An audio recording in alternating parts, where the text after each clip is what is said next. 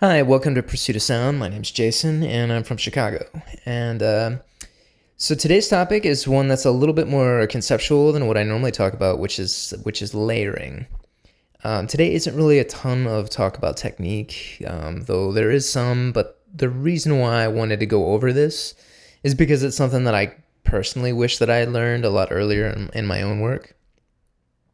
This was an issue with me because when I got started out doing music, I only had one hardware instrument. So I cut my teeth on like just this one synth, which, only had one filter type and that filter didn't even have resonance. And working on one instrument gave me a bad habit, which I frankly carried with me for way too long. And that habit is that whenever I had an idea for a sound in my head, I always tried to get it within one sound because that all started with me only having one hardware piece to work with. So I'll give you an example. Okay, so suppose I needed to make a buzzy sub bass synth patch. So in the old days, I would program a patch that had the type of low end that I wanted by using a sort of thick tone with a filter with a low cutoff. But then I would be at odds at how I would be able to get the sort of buzz tone that I wanted on top of that. I just have the one filter, so how am I supposed to get that buzz when my cutoff is already too low for me to allow that to happen? How do I get that high end back? So back then I would be stuck trying to get all the buzziness and the high end that I wanted by running the sound through like a fuzz pedal. Which I'm not saying that can't work, but more often than not, it would just muddy up the low end. And the low end was something that I was already satisfied with. So I basically had to screw up my own sound. So programming sound was often this kind of nudging and compromising to get as close to the tone that I wanted. But sometimes things worked out brilliantly, but more often than not, I would just end up kind of putting my head through a wall and getting nowhere. And this gets me to my main point, which is, once you have a computer and once you have a great, workstation to work in, then why do that to yourself anymore? You've got all those tracks now, so you should use them. So nowadays, instead of trying to get that sound on one patch, I would stop and think, okay, a buzzy sub bass sound. Why not use a synth like Diva for the bass and a synth like Massive X or Serum for the buzziness? Yes, I could accomplish both inside of Massive. But what if I want something that will make the top end sound boxy, like running it through a cabinet simulation later? That could force me to compromise my low end again. Plus, Massive X and Diva are both very good at what they do, and what they do is very different. So don't compromise. Record your performance, duplicate it, and then just run it through both synths. Having multiple tracks is a luxury that you shouldn't forget that you have. Having multiple tracks is a luxury that you shouldn't forget that you have. But when it comes to one idea, but when you have just the one idea and you use multiple tracks to accomplish it, that gives you more options. And if you have the issue of things not sounding as big as you want them to, then layering is really going to be one of your best tools. And to speak for myself, it's one of my main go-tos. So to demonstrate the power of layering, I'll use the example of the giant foghorn like Brahm, the giant foghorn like Brahm noise that that was made famous by Hans Zimmer from the film Inception, and then that eventually graduated to becoming an obnoxiously overused fixture in movie trailers everywhere. I have a video that I linked in the description of this video that shows that it's not much more than good layering and mixing that created it. So now I'm going to demonstrate it with a sound of my own for a new song that I'm working on. So now I'm going to demonstrate layering with a sound of my own on a new song that I'm working on.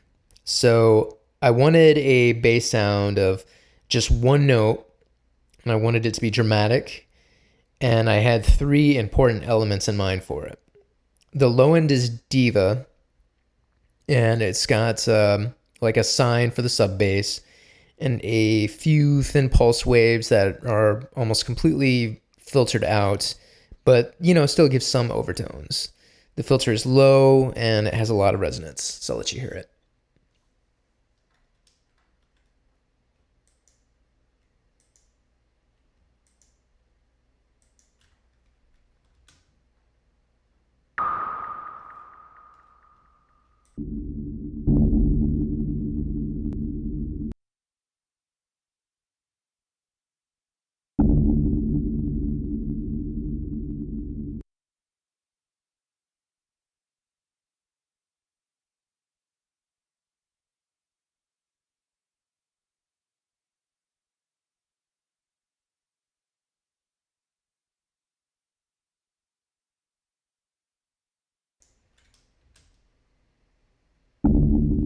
Hello? Okay. All right, the filter is set low and it has a lot of resonance, so I'll let you hear it.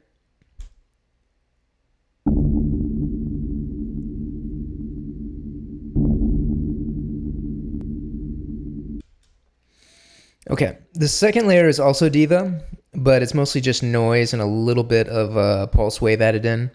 Unlike the first layer, the resonance is turned all the way up, so the resonance is what gives this layer its pitch, not the noise, not the oscillators. The cutoff is a lot higher in the second layer.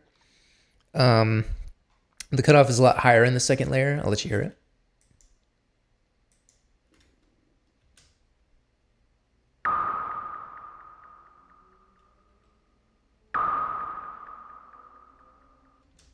Okay, so the third layer is just a granular synth vocal sound.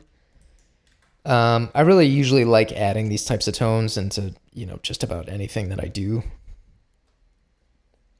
Son of a bitch.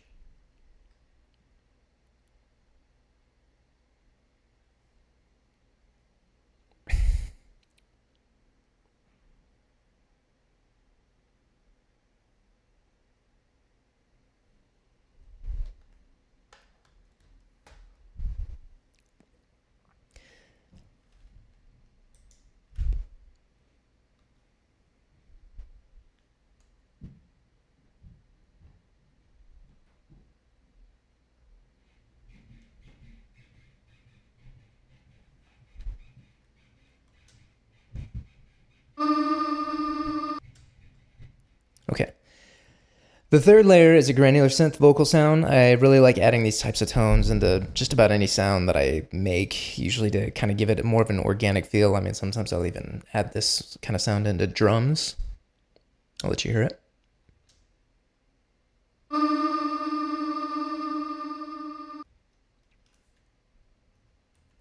Okay. This is all three layers mixed together.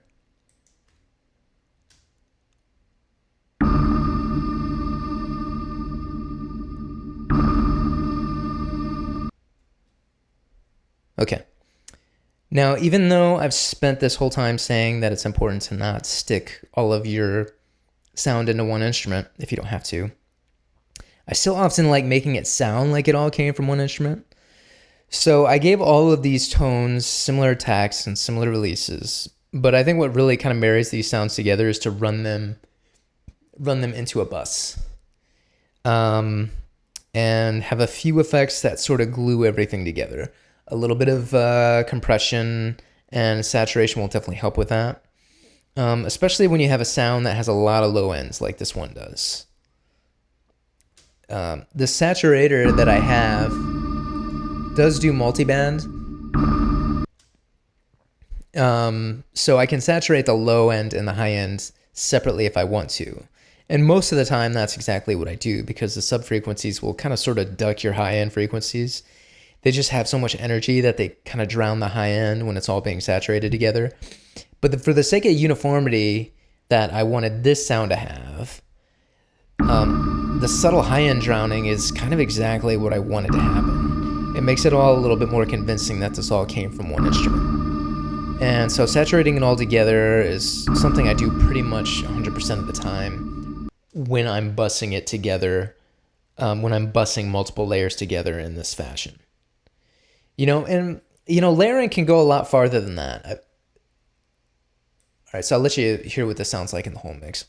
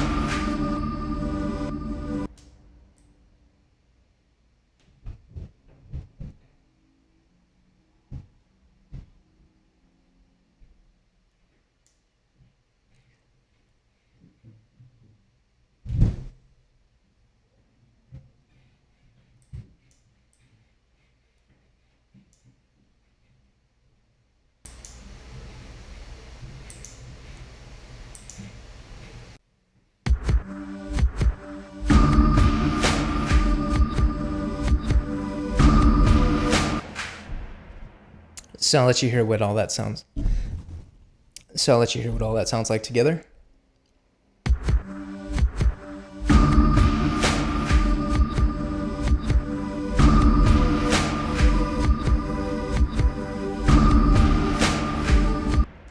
Okay. And, layering can go a lot farther than that. I've had instruments where some of the notes are being played in one layer and then other notes are being played in a second layer. I've created like really short samples that start off as one sound and then end up as another.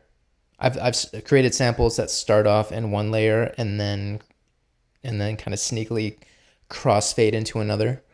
And this works pretty well when you've got two sounds that share a lot of the same qualities. So like an example of a tea kettle morphing into a train whistle. And, I vaguely remember an interview with Bob Rock, who was a producer who produced Metallica when they were at their peak. And he talked about how he used a sample, I think it was like a chainsaw or something, of it being pull started, something like that. And he layered it with the first note of a palm muted guitar.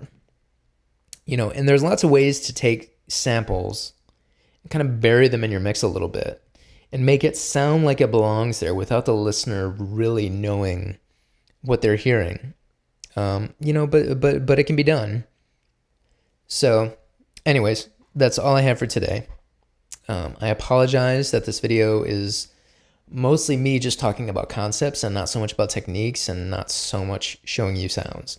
This is a topic that might seem really obvious to some of you, but it wasn't obvious to me when I was first starting out, and it's just one of those things that I really wish I figured out sooner, and that's why I felt like it was important enough to make a video to discuss it. Anyways, don't forget to click like and subscribe, and have a good week, guys. Take care.